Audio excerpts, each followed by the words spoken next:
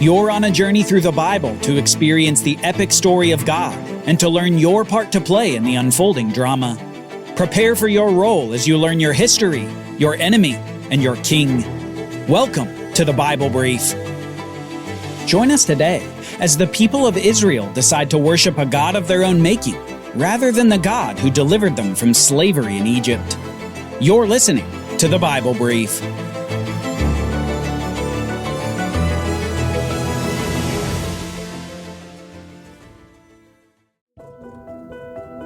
After coming down upon Mount Sinai and speaking the 10 Commandments to the people of Israel, God continues to give more laws and regulations to the nation through Moses.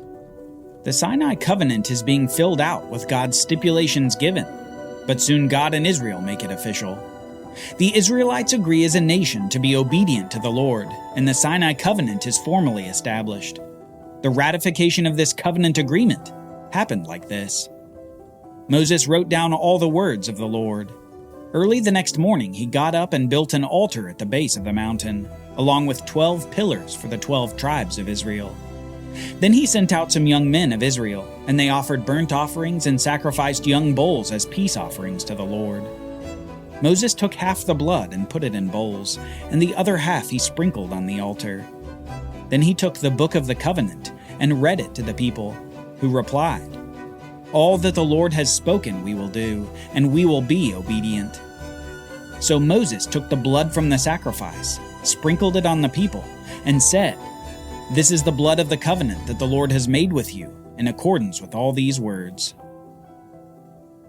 This ceremony is the ratification, or the making official of the covenant. The people agreed to obey God's rules, and God has said that he will go before them into the land and bless them in the land if they obey this law.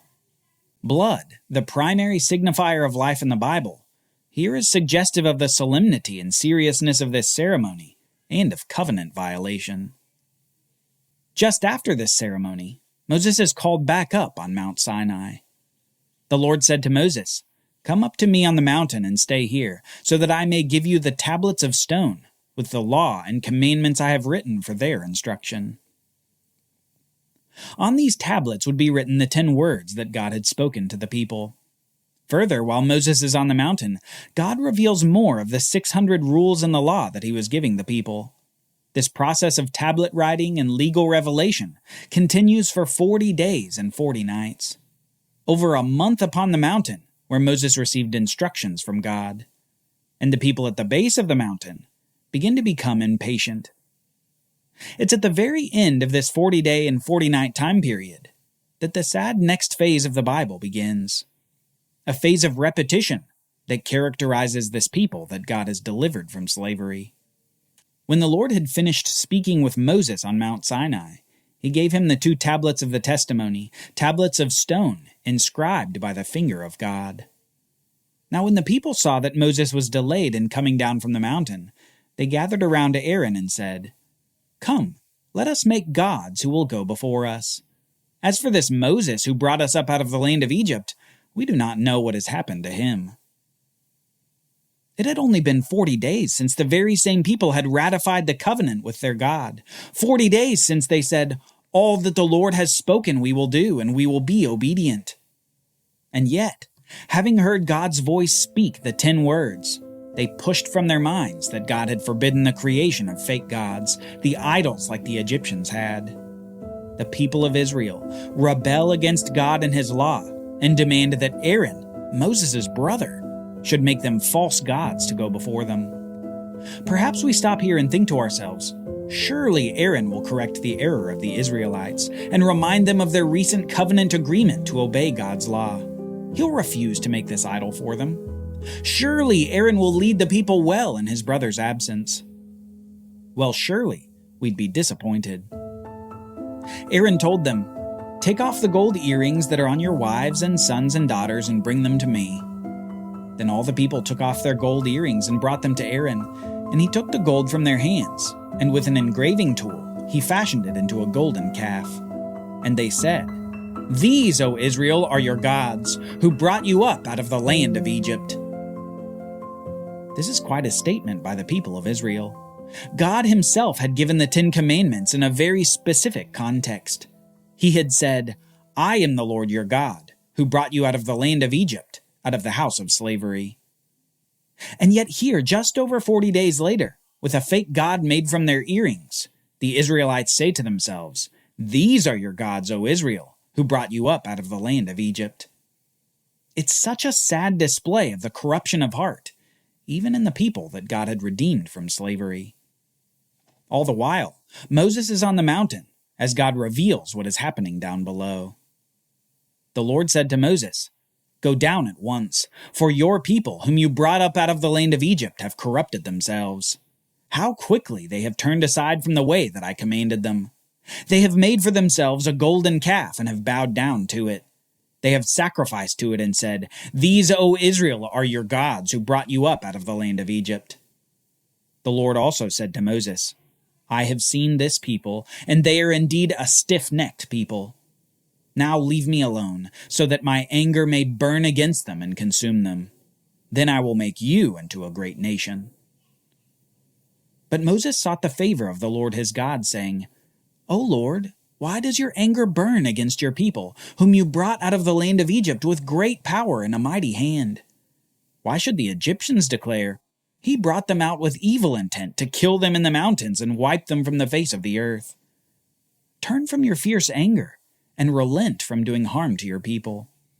Remember your servants, Abraham, Isaac, and Israel, to whom you swore by your very self when you declared, 'I will make your descendants as numerous as the stars in the sky, and I will give your descendants all this land that I have promised, and it shall be their inheritance forever.'" So the Lord relented from the calamity that he had threatened to bring on his people. We need to note two things here. First, that God is justifiably angry with the people and proposes just starting his plan anew with Moses. But the second thing is this. Moses appeals to God's reputation and to his promises, after which God doesn't bring the disaster he planned upon his people.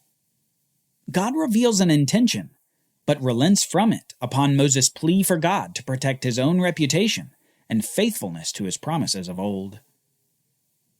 Finally, after this conversation with God, Moses goes down and berates the people before destroying the golden calf that Aaron had made.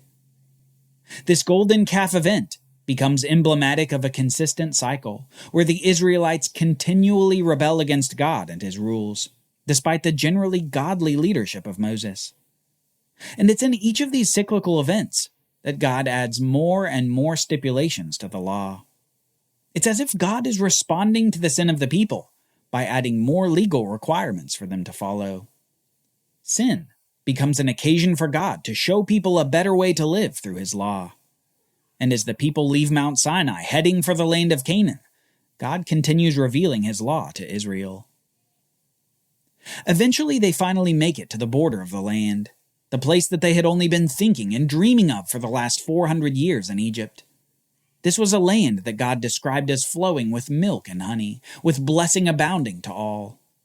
This was the land long ago promised to Abraham and his descendants. Here at the border, amidst the excitement of the people, Moses sends 12 spies into the land that they might report back what they see. He says to them, "Go up through the Negev and into the hill country. See what the land is like and whether its people are strong or weak, few or many. Is the land where they live good or bad? Are the cities where they dwell open camps or fortifications? Is the soil fertile or unproductive? Are there trees in it or not? Be courageous and bring back some of the fruit of the land." And so the 12 spies enter the land, and after 40 days they return with a report. Yet as they return with fear, as most of them say this: "We went into the land to which you sent us, and indeed it is flowing with milk and honey. Here is some of its fruit. Nevertheless, the people living in the land are strong, and the cities are large and fortified." 10 of the 12 spies forward the narrative that the people dwelling in Canaan are large and strong, and soon fear spreads among all the people of Israel. Yet 2 of the 12 spies report differently. They encourage the people and say, "The land that we passed through and explored is an exceedingly good land. If the Lord delights in us, he will bring us into the land, a land flowing with milk and honey, and he will give it to us. Only do not rebel against the Lord, and do not be afraid of the people of the land, for they will be like bread for us. Their protection has been removed, and the Lord is with us. Do not be afraid of them." Despite this passionate plea to the people, however, the people respond in an aggressive way to these two courageous and faithful spies. The people immediately suggest stoning the two spies to death. Fear is a powerful force, and fear leads to the nation's failure to obey God at the precipice of the promised land.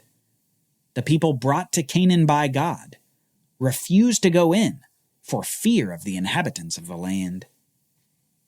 It's for this great failure to go in that they suffer a severe punishment. God responds to their sin, telling Moses these words: "How long will this wicked congregation grumble against me? I have heard the complaints that the Israelites are making against me. So tell them, 'As surely as I live, declares the Lord, I will do to you exactly as I heard you say. Your bodies will fall in this wilderness, all who were numbered in the census, everyone 20 years of age or older, because you have grumbled against me. Surely none of you will enter the land into which I swore to settle you, except for the two faithful spies, Caleb and Joshua. But I will bring your children, whom you said would become plunder, into the land which you have rejected, and they will enjoy it. As for you, however, your bodies will fall in this wilderness. Your children will be shepherds in the wilderness for 40 years, and they will suffer for your unfaithfulness until the last of your bodies lies in the wilderness. In keeping with the 40 days you spied out the land, you shall bear your guilt 40 years, a year for each day, and you will experience my alienation. I, the Lord, have spoken, and I will surely do these things to this entire wicked generation which has conspired against me. They will meet their end in the wilderness, and there they will die." God has announced it, and it will come to pass. 40 years of wandering in the wilderness as a judgment for not entering the land that God had promised them. 40 years without a permanent home. And each and every Israelite over 20 years old will die in the wilderness. All except for the two faithful spies, Joshua and Caleb. 2 faithful men out of hundreds of thousands. Join us next time as we meet the next generation of Israelites. Will the sons and daughters of this disobedient generation finally come into the land? Will they be able to defeat the fortified cities of the people there? Will they rebel like their fathers?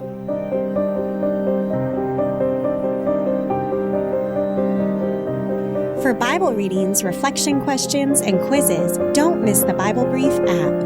Available on iOS and Android, so you can go deeper into the story. The Bible Brief is a project of the Bible Literacy Foundation, a nonprofit dedicated to helping you learn the Bible. Give to support the Bible Brief by visiting BibleBrief.org or tap the Give link in the show notes. Thank you for supporting the Bible Literacy Foundation.